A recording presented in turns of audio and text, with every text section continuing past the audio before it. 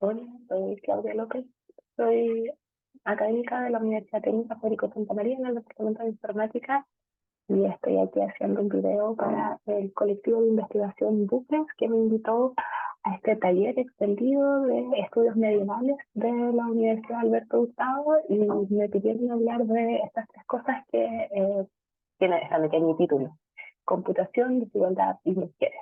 Yo soy académica de la Universidad Técnica Federico Santa María en el Departamento de Informática en Valparaíso y además soy investigadora en el Centro Nacional de Inteligencia Artificial y en el núcleo Milenio C, que se trata de los futuros de la inteligencia artificial. Voy a avanzar un poco y les voy a contar de dónde viene mi mirada, porque creo que esto es importante para poder, de alguna manera, entender las cosas o desde dónde viene lo que voy a decir. Eh, Soy ingeniera civil en informática de la Santa María. Después de eso hice, gracias a las becas Chile y Fulbright, un doctorado en la Universidad de Pittsburgh, que era en Information Science and Technology, que tiene una mirada más centrada en las personas y cómo las personas utilizan la tecnología para resolver los problemas de información que tienen. Entonces ahí hice como un cambio pequeño, me moví un poco desde la informática, que tenía un poco más el centro en la tecnología y las organizaciones y las personas como en ese orden, hacia las personas y la información. Y con eso volví a Chile y me contrataron como académica en el mismo departamento donde estudié mi pregrado en Magister. Y desde el 2021 he estado moviendo mi trabajo hacia la inteligencia artificial, así es que todo lo que voy a hablar hoy día va a hablar de inteligencia artificial, que es lo que estoy haciendo ahora. Y hace muy poquito hicimos la inauguración, lo adjudicamos en 2022, pero hace poquito hicimos la inauguración de FED, que es un núcleo milenio que ya les decía, tiene que ver con futuros de inteligencia artificial y que, eh, a diferencia del CENIA, que es más de ciencias de la computación y ciencias básicas, naturales, el FAIR es más relacionado a las ciencias sociales y las humanidades, y eso también habla de la importancia que yo le doy al trabajo multidisciplinar para el estudio de la tecnología y en los últimos años en inteligencia artificial. ¿De qué voy a hablar hoy día? ¿De qué decidí hablar hoy día respecto de la propuesta que me hicieron del colectivo Bucles? Voy a hablar o quiero contarles sobre tres cosas. Primero es que hay harta evidencia que hay sistemas de información, y en particular voy a hablar de inteligencia artificial, que tienen implicancias negativas para grupos vulnerables, y en particular voy a dar ejemplos sobre mujeres, y eso solo quiero decir que esta charla tiene este foco, pero hay otros grupos vulnerables que también conllevan o tienen que lidiar con los efectos negativos de ciertos sistemas de información. Luego voy a hablar de como las diferentes causas que uno podría asociar a estos desarrollos de sistemas que tienen estas implicancias negativas, y yo en particular creo que parte de eso, o parte importante de eso, tiene que ver con que las formas en que nos entrenamos para hacer desarrollo de sistemas se olvida un poco, no nos prepara para hacerse cargo y entender el contexto social donde las tecnologías son desarrolladas y actualmente como desplegadas. Y creo que hay que trabajar en soluciones para eso, y que las soluciones no hay una sola cosa que hay que hacer varias, y que son complejas y que van a tomar tiempo, pero creo que al menos hay luces de cuáles podrían ser las soluciones, y muchas tienen que ver con aumentar la diversidad, tanto disciplinar como de experiencias, como de género, pero también de metodologías y de formas de hacer tecnología. Ya, entonces eso va a ser lo que voy a hablar en el resto de los 20 minutos que me pidieron. Ojalá que me pueda quedar con eso. A quienes están escuchando, si sienten que mi voz se escucha un poco rara, es porque estoy resfriada, así que me disculpo por eso también. Ya, entonces voy a ir a lo primero, que es decir, eh, ¿hay evidencia o no de que hay consecuencias negativas de los sistemas de información? Y como les decía, me voy a enfocar en la inteligencia artificial. Y yo diría que sí, que hay esa evidencia y que es bien convincente. La evidencia más sistemática comienza a aparecer ya por el 2015. Este es uno de los primeros estudios que yo he leído sobre implicancias negativas para las mujeres. Hace Este estudio lo reportan en el 2015, son investigadores de CNI, y lo que hacen es un estudio bien, súper bien diseñado, donde testean el sistema de personalización de la publicidad de los trabajos en Google. Entonces, si es que ustedes ven como su perfil de Google, van a ver que hay una personalización de las publicidades que ven. Y esa personalización depende de las características que Google ha de alguna manera capturado de cada uno de nosotros. Por ejemplo, yo ahí tengo la mía que tiene muchos atributos, pero entre otras cosas dice que soy, me identifico como mujer y que tengo entre 35 y 44 años de edad. Y hay una otra serie de otras características que ustedes pueden ver las suyas si quisieran. Y entonces lo que hicieron estos investigadores es crear agentes, o sea, pedacitos de software, que simulan ser usuarios y que van a tener la misma historia, o sea, van a visitar las mismas páginas, van a haber sido creadas el mismo día, van a ser exactamente los mismos agentes, pero va a haber para un mismo agente una versión que diga que su género es femenino y otro que su género es masculino, entendiendo el género como una cuestión binaria, este estudio. ¿Ya?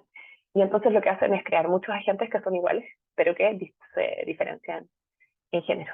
Y entonces después de eso, del tiempo, déjame pasar un poco de tiempo, y empiezan a analizar cuáles son las publicidades de ofertas de trabajo que le llegan a cada uno de estos agentes. Y los comparan, ¿no? Entonces tenemos dos datasets o dos conjuntos de agentes que son solo distintos en género, pero que son iguales de todas las otras formas.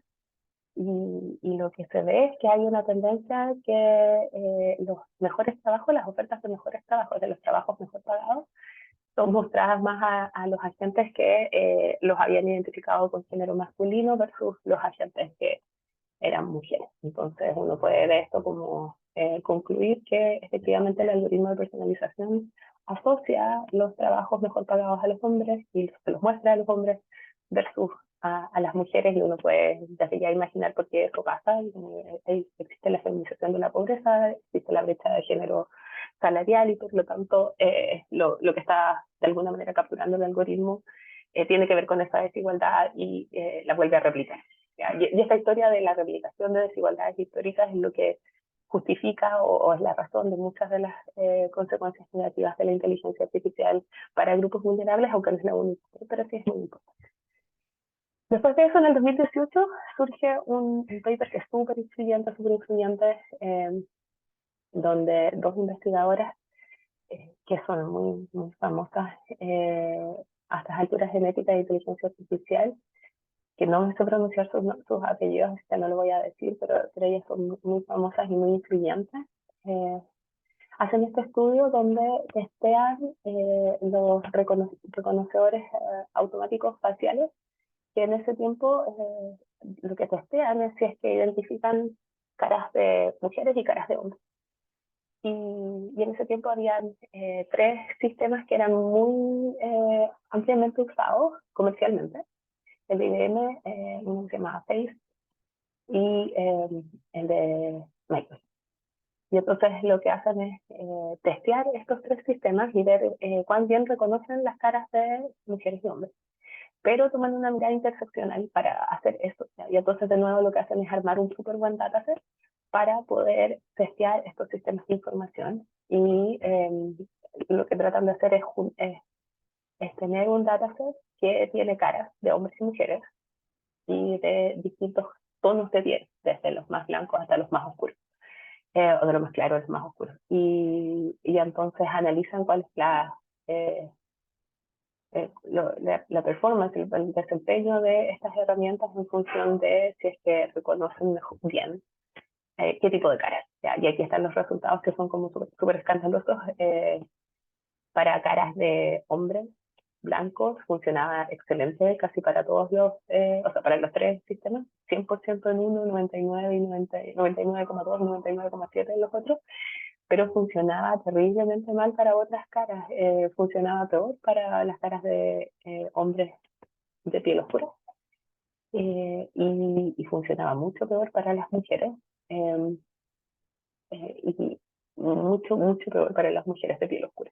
O sea, ahí lo ven como el rojito que puede ir así como a tasas de falla del orden del 35%, o sea, la apuntaba el 65% de las veces, versus cuando eran caras de hombres, las apuntaba muchas veces, ¿no? Eh, entonces, en general, la lectura aquí funciona mucho mejor para los hombres, funciona particularmente bien para los hombres blancos, funciona particularmente mal para las mujeres de piel más oscura. Y este resultado lo han replicado en muchos otros estudios con datos distintos. Esto es muy icónico porque es el primer dataset que construyen para probar esto o evidenciar esto, y por eso sigue siendo muy influyente. Ya, entonces, bueno, y ahí el problema era que básicamente habían entrenado estos clasificadores con muchas caras de hombres de piel clara. Y también muchas de mujeres de piel clara, aunque se comportaba peor con mujeres que con hombres, pero básicamente había muy poca data de mujeres de piel oscura. Y por eso funcionaba tan mal. Después de eso, esto también parece que lo publicaron en 2018, ahí puedo estar equivocada. Otra autora también muy famosa a estas alturas publica este libro que se llama Algoritmos de Opresión, y que profundiza en las diferentes como patrones de discriminación que de alguna manera replican los resultados de búsqueda de Google, y seguramente vieron esto en alguna publicidad o una campaña que hizo la ONU sobre lo que las mujeres debían hacer, y que decía un montón de cosas bien ofensivas para las mujeres.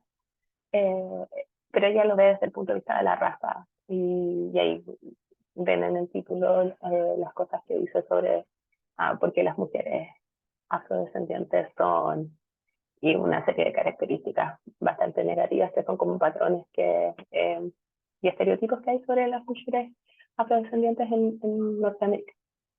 Ahí entonces esto también se justifica porque básicamente lo que hacen estos como las sugerencias de búsqueda de Google es que tratan de buscar la palabra más repetida o como más probable que vaya a suceder después de la frase que uno ya tiene. Y entonces lo que pasaba aquí es que los textos decían este tipo de cosas, y por lo tanto Google y sus algoritmos lo aprendieron y lo sugerían como las siguientes búsquedas, ¿no? Y esto después hay un paper súper importante que se llama Los hombres son a un programador, así como las mujeres son a una dueña de casa, ¿no? Y ahí en ese paper proponen una forma de sacar estos sesgos de los word embedding, que son una forma o un algoritmo de procesamiento del lenguaje natural, que lo que hace es como buscar eh, patrones o situar en una dimensión, perdón, en un espacio multidimensional, palabras que aparecen juntas o aparecen a la misma distancia. Entonces, en un grupo grande, en un corpus grande de texto.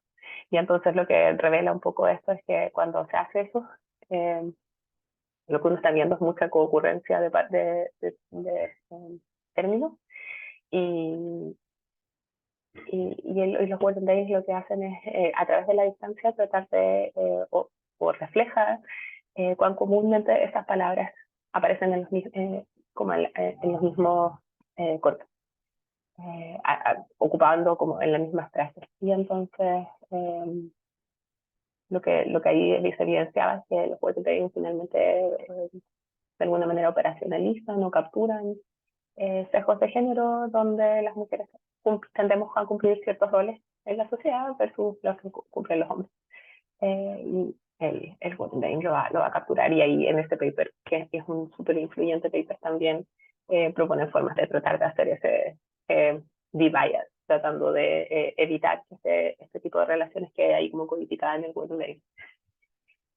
Y esto ya es más reciente, esto salió hace unos poquitos meses, diría que casi semanas, un estudio de Guardian, que a todo esto las empresas o las organizaciones de periodistas en Estados Unidos y en Europa han trabajado harto en tratar de develar algunos patrones de discriminación de los sistemas algorítmicos.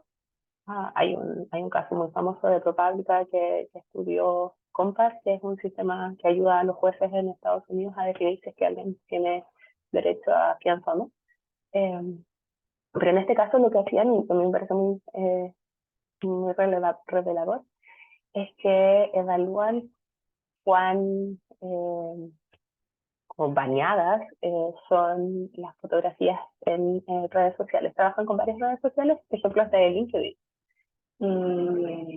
Y lo que muestran es que las fotos de mujeres donde se muestra un poco de piel son usualmente consideradas sugerantes sexualmente por los algoritmos. Y entonces ahí dan ese ejemplo, ¿no? Que hay dos mujeres y dos hombres donde hay bastante piel en ambas fotos, pero el score de como lo sugerente sexualmente que son las fotos es súper distinto, 0,9 en el de las mujeres y 0,1 en el de los hombres. Y cuando la foto es considerada muy sugerente sexualmente, tiende a ser puede ser prohibida, bañada, o va a tener muy poca discusión. Y entonces en este ejemplo de aquí ven que la de la derecha tiene 8 pistas solamente versus 655 de la foto de la izquierda de los hombres. Y entonces eso es complejo porque eso disminuye como el tipo de fotografías que las mujeres pueden compartir. Pero incluso si uno quiere tenerlo como en cosas más que tengan valor económico, ¿no? Que es que este tipo de cuestiones afectan mucho a los negocios de mujeres que de repente necesitan a través de sus publicidades mostrar ropa interior, mostrar trajes de baño o mostrar ropa deportiva. Las fotos de esas personas o la gente que hace fotografías de mujeres embarazadas.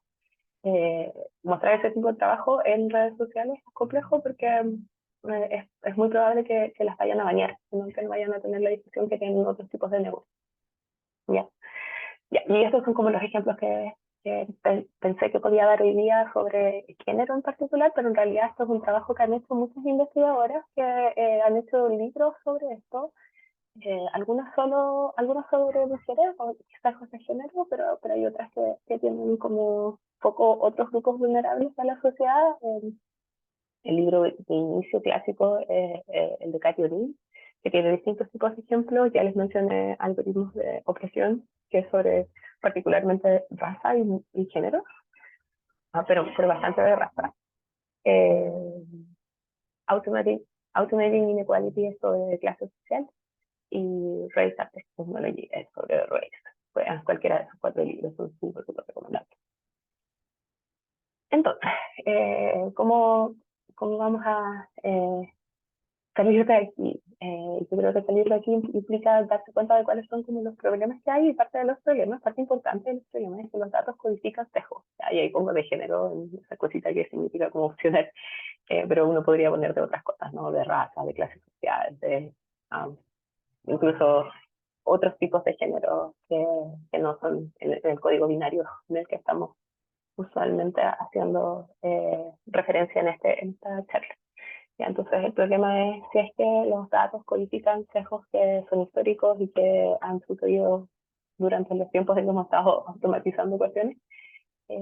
Lo que va a pasar es que si usamos Machine Learning, que es como el tipo más famoso ahora de inteligencia artificial, los algoritmos de Machine Learning van a encontrar modelos que van a poder aprender de los patrones que hay en esos datos, y si esos datos tienen sesgos, entonces los va a aprender. Y lo que a mí me parece que es más complejo cuando esto pasa a través de Machine Learning es que no solo los aprende y los replica, sino que los replica a gran escala. Entonces se vuelve un poco más complejo que simplemente personas que tienen sesgos y que los replican en sus propias vidas. Ya. Eh, Ahora, uno podría decir, bueno, entonces el problema está en los datos, simplemente, ¿no? Y entonces hay que arreglar los datos. Y la verdad es que harta de la literatura hoy día dice que en realidad los sesgos se pueden meter en cualquier parte del desarrollo de Machine Learning. Este es como el típico, la abstracción y simplificación de lo que es un proceso de desarrollo en Machine Learning, que comienza por, primero, si quiere imaginar cuál es el problema que queremos abordar y darnos cuenta de cuál es el problema y tratar de entenderlo bien. Y entender bien el contexto para después eso convertirlo en un problema de datos. Y entonces ahí tenemos que ver dado ese problema con qué datos vamos a trabajar, que vamos a considerar que es nuestra función objetivo para luego tratar de ver cuál de todos los algoritmos que podemos utilizar podría llevarnos a un buen modelo que nos permita de alguna manera automatizar algún proceso de toma de decisión o de sugerencia. Y después de eso uno despliega el modelo, lo usa y luego tiene que mantener ese modelo, porque los modelos van pueden ir cambiando porque pueden ir cambiando los datos o pueden ir cambiando los contextos y por lo tanto uno tiene que ir manteniendo el modelo. Y entonces, mucho de lo que hablamos de bias históricos que pasa al principio, pero también hay bias de representación, hay veces que somos más malos para medir ciertos tipos de comportamiento en ciertos grupos o con cierto tipo de variables. Hay veces que hay bias en el labeling, eso pasaba en el caso de las fotografías, por ejemplo, que para poder tener fotografías que son consideradas sexualmente sugerentes o no, alguien debió haber etiquetado muchas imágenes, y entonces si las personas que etiquetaban encontraban que los cuerpos de mujeres son más sugerentes sexualmente que los de los hombres, que es lo que aparentemente sucede, va a haber un sesgo de etiquetado, ya porque vamos a asociar más este comportamiento malo, que es lo sugerente sexualmente en ese tipo de contexto, a un grupo de personas. ¿Ya? También una vez que tenemos los datos, los mismos algoritmos pueden en su proceso generar otros sesgos adicionales como de aprendizaje, de agregación, y también uno podría agregar adicional sesgo a través de la mismísima evaluación, así como depende del dataset con el que evalúo, podría estar implicando o agregando nuevos biases. Ya esos son algunos de los sesgos que se han identificado hasta ahora, pero lo que creo que se llevan de aquí es que no solo, a pesar de que los ejemplos que damos son particularmente sobre sesgos históricos o de representación, hay sesgos en todo el proceso de desarrollo, por lo tanto hay que mirarlos en el contexto de todo el proceso. Yeah. Pero eso yo creo que no es parte, no es todo el problema. Parte del problema también es que pareciera que por defecto el usuario como objetivo que tiene un tipo de tecnología es un hombre. un, y ahí eh, hay un trabajo que hizo Carolyn Criado Pérez que yo creo que es súper importante para la ingeniería y el diseño, y que implica también o que está asociado también a esta idea de la inteligencia artificial y de la computación, donde muestra ella con muchos casos y muy buena investigación que en general el mundo y como que todo lo que hemos construido funciona bastante mejor para los hombres que para las mujeres, porque pareciera que en nuestro imaginario el usuario es un único. Entonces los ejemplos como clásicos que al menos a mí me impresionan más de este libro tiene que ver, por ejemplo, con la seguridad de los automóviles, que ha sido testeada y sigue siendo testeada principalmente con maniquíes del porte de un hombre promedio, como 1,75 m, con una contextura más o menos grande, y que eso hace que los autos sean más seguros en un accidente para los hombres que para las mujeres. Las mujeres somos más pequeñas, pesamos menos, tenemos senos, y eso hace que tengamos una configuración corporal que es distinta de los hombres, y entonces la seguridad no nos protege tanto, y eso hace que las mujeres tengamos más chance de morir cuando estamos en un accidente automovilístico. Ya, lo otro que pasaba hasta hace muy poco es que las vacunas se testeaban principalmente con hombres, y eso dejaba que no supiéramos cómo va a reaccionar en promedio los cuerpos de las mujeres a varios tratamientos. ¿Ya? Hay un ejemplo también bien famoso de que como la idea de cómo entendemos o todo lo que sabemos del ataque al corazón y los síntomas son los síntomas que le dan a los hombres, pero en realidad las mujeres nos dan otros síntomas cuando vamos a tener un ataque al corazón, y por lo tanto podrían ser muy mal diagnosticados los casos de las mujeres. Eh, hasta los celulares, ¿sí? Como que son gigantes, y entonces funcionan mucho mejor para las manos de los hombres que para las manos de las mujeres. Hay muchos ejemplos, créanme, y lean ese libro que es súper, súper influyente, y también tiene un podcast ahora ella donde muestra distintas formas en que el mundo pareciera que estuviera hecho para hombres, incluido el software, y de hecho tiene un podcast que es súper interesante sobre cómo la inteligencia artificial aplicada a la medicina es un gran riesgo, porque en realidad, así como el ejemplo de el ataque al corazón, hay un montón de otros ejemplos donde la data que hay histórica invisibiliza los síntomas de las mujeres, y por lo tanto, si vamos a utilizar eso para diagnosticar en el futuro, seguramente vamos a gran escala mal diagnosticar a las mujeres. ¿Ya? Y finalmente, el último punto que voy a hacer aquí es que parte del problema también es que hacemos computación e inteligencia artificial muchas veces olvidándonos del contexto. ¿Ya? Como que la tecnología y la computación fueran algo neutro, que simplemente tengo que aprender a hacer y aprender a seguir los pasos y esto va a funcionar y va a funcionar para todos. Y ahí a mí me gusta usar esta abstracción de decir que la computación en realidad pasa en un contexto donde esta es como la figura más sencilla de un sistema de información, que es como que tengo unas entradas que son datos, hago algo con mi código que proceso, clasifico, ordeno, calculo cuestiones y sale una salida, que es mi resultado en el sistema de información, lo que a uno le sale en la interfaz de usuario. Y después de eso la gente toma decisiones, el mundo cambia y en alguna nueva iteración voy a tomar esa retroalimentación como datos que van a alimentar de nuevo mi sistema de información. Pero resulta que esa salida la toman personas, las personas que usan tecnología, que se pueden beneficiar de los efectos negativos, pero también que pueden ser perjudicados por los efectos negativos.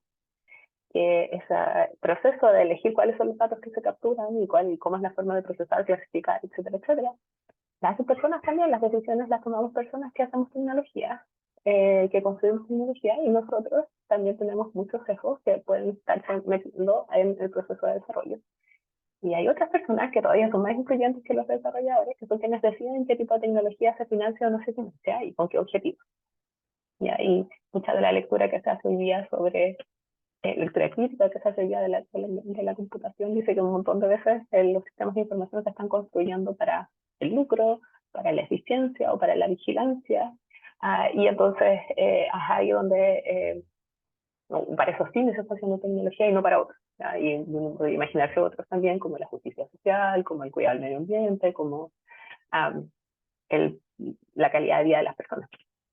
Pero no, usualmente las razones por las que hacemos sistemas de información en general apuntan a estas otras características, ¿no? La eficiencia es muy importante, por ejemplo, incluso la forma en que yo enseño sistemas de información.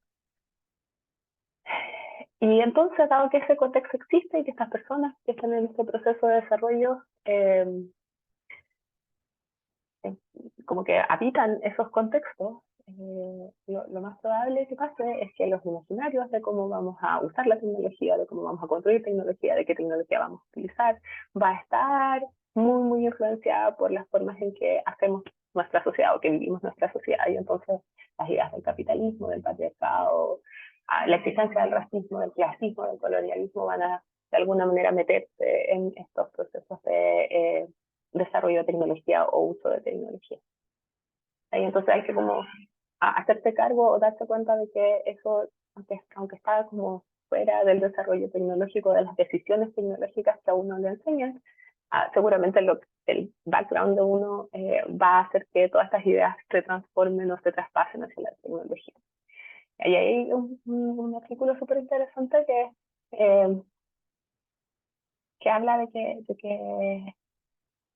que nuestra forma de educar a la gente que hace ingeniería, y ahí yo meto a la computación, particularmente en Chile, donde casi siempre está bajo escuelas de ingeniería, que nos permite como creer que podemos ignorar el contexto social donde estamos construyendo tecnología. Y eso tiene que ver con que las formas en que enseñamos ingeniería tiende a la depolitización, a que los aspectos sociales y culturales son irrelevantes, que lo que tengo que aprender son los algoritmos, las formas matemáticas para reducir la complejidad y poder hacer algo que vaya a ser repetible, etc. Que también tendemos a como separar y a tener un dualismo donde está lo técnico y está lo social separado. Los ingenieros hacemos algunas cosas, las ingenieras hacemos algunas tareas, y que tenemos algunas habilidades y lo importante es ser técnico y robusto técnicamente, pero las habilidades sociales, o incluso la gente les llama blandas, van a ser distintas. Y entonces no tengo que preocuparme de desarrollar ambas, tengo que simplemente ser técnicamente robusto. Nada, la ingeniería vive, está muy arraigada la idea de la meritocracia, donde creemos que mientras más trabajamos, mejor nos va a ir, que el talento individual es muy clave para obtener buenos resultados. Y ese tipo de contexto y como forma de pensamiento tiende a favorecer que las cosas sigan más o menos como están, que tengamos una forma de mantener el status quo más que poder criticarlo y apuntar a cambiarlo. Y entonces yo creo que ahí también hay un espacio donde podemos ir cuestionando cosas sobre cómo podemos influenciar que las nuevas tecnologías traten de evitar los tipos de implicancias negativas que estaba hablando hasta ahora. Y desde ahí voy a pasar a casi mi último punto, y ya de ahí voy a avanzar hacia el final de la charla, es que parte del problema, que también está relacionado con todo lo anterior, es que hay muy poca diversidad en los equipos que desarrollan sistemas de información, y ahí vuelvo a mis numeritos aquí, a esta idea de que hay personas en todo este proceso de los sistemas de información, y en particular entre las personas que financian y las personas que desarrollan tecnologías hay una sobrerepresentación de hombres, muchos de ellos de piel clara, y los más poderosos, los más influyentes son también del norte global, donde se genera mucha la tecnología que incluso nosotros aquí en Latinoamérica o en Chile apropiamos. ¿Ya? Entonces las mujeres somos súper poquitas, la verdad, en estos equipos. Aquí están los números de Chile: 1 de cada 4 personas que son profesionales de tecnología son mujeres. Esto llega hasta el 2017, pues si miran los gráficos o los números del 2021 o 2022, el número es muy parecido, ¿no? Y ahí ven como el patrón histórico: 1 de cada 4, básicamente somos mujeres en tecnología. Y yo no quisiera creer que esto es distinto en el resto del mundo, pero la verdad en promedio es bien parecido, incluso distintos como tipos de áreas. En México bien parecido, en Brasil es bien parecido, en Argentina es bien parecido. Ya, entonces es bien sabido que las mujeres somos una minoría en la mayoría de estos equipos, y yo veo eso como problemático. Y entonces sí, aquí sí voy a pasar a parte de las soluciones, que básicamente es tratar de abordar las distintas partes del problema. Y como para ir cerrando, voy a tratar de resumir esto en que necesitamos mayor diversidad, tanto disciplinar como de género, como también de los objetivos de la tecnología y de las metodologías que utilizamos para trabajar en.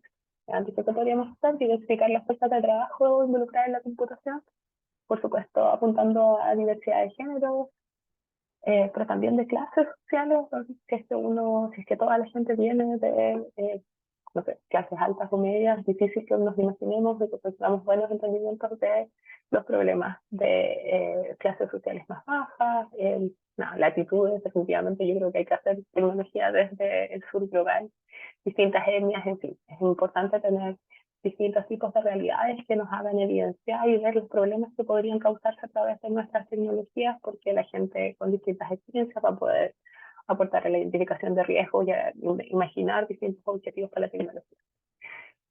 Creo que es súper importante olvidarnos de esta dualidad entre lo técnico y lo social.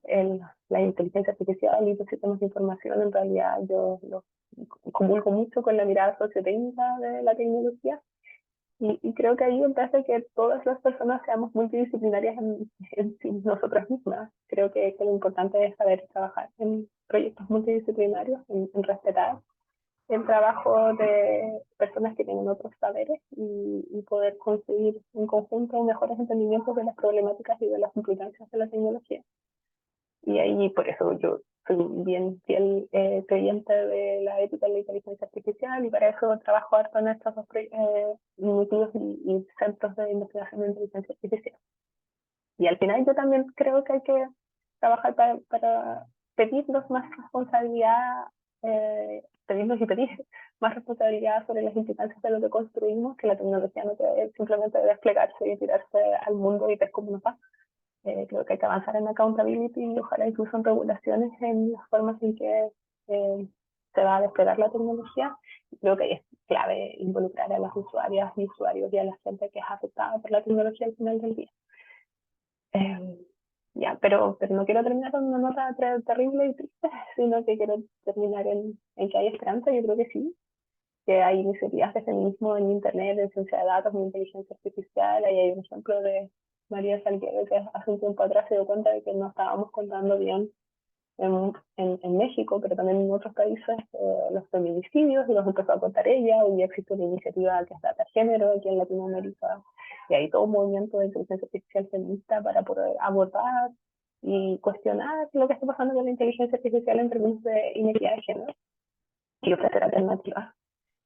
Pero no solo de género, también hay otras formas en que ha habido como una vuelta de tuercas hacia estas problemáticas. Hay usos de los datos para no solo identificar robos en la calle, sino que también grandes crímenes financieros. Hay un ejemplo que es donde se ve Manhattan lleno de lugares donde hay gente acusada de cometer crímenes financieros y que es como en el lado donde hay más dinero en esa ciudad. Y nada, pues también hay protestas de usuarios o protestas de desarrolladores que de alguna manera toman agencia o se hacen cargo de la agencia que tienen para poder empujar cambios en los tipos de desarrollo de tecnología. Libros donde inspirarse, ahí hay un par de enlaces hacia temas de ética en inteligencia artificial, pero también hay un par de libros que a mí me encantan mucho sobre cómo inspirarse en el feminismo en los datos, por ejemplo, en usar conceptos del feminismo para poner en cuestión las formas en que la tecnología de alguna manera replica los sistemas de opresión que hoy tenemos, pero al mismo tiempo voy a terminar con la idea de que también podemos imaginar y construir tecnologías en búsqueda de la justicia o de ciertos valores y que hay metodologías que eso también podría facilitarlos. Hay design justice, que mucho en el trabajo colaborativo con las comunidades y en la co-creación de tecnología. Desde acá de Chile, les puedo contar muy cortamente cosas que hemos estado haciendo acá. Yo he trabajado con codiseño, con personas usuarias de tecnología o futuras usuarias de tecnología, tratando de construir tecnologías no para la eficiencia, sino que para la equidad. También hago trabajo en cosas que tienen que ver con participación de mujeres en la computación. Chile Week es un evento que hacemos ya hace varios años.